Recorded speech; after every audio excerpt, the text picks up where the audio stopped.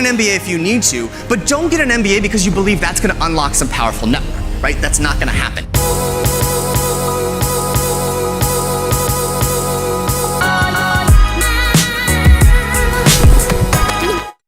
There's just no shortcuts to building a powerful network of people to help you out.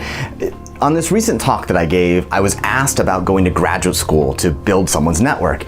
And the answer you'll hear is surprising, is that this idea of sort of buying your network by going to graduate school, it's really not today what succeeds. And I think you'll find the answer that I gave a little bit surprising if you're contemplating graduate school as a way to expand your network versus really putting in the hard work and sort of rolling up the sleeves and creating your own.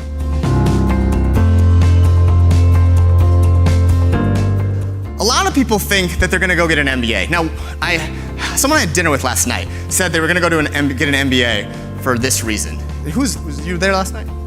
You heard it. What did she say? She said, specifically, I want to get an MBA because I want to get access to a network, right? That's when people go, right? $250,000, that's a really fucking expensive network, all right?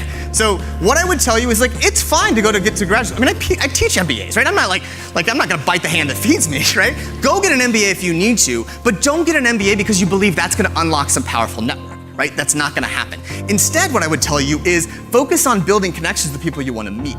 If you would like to meet a bunch of Harvard MBAs, I'm gonna tell you what's a way easier and cheaper way to do it. You wanna know how?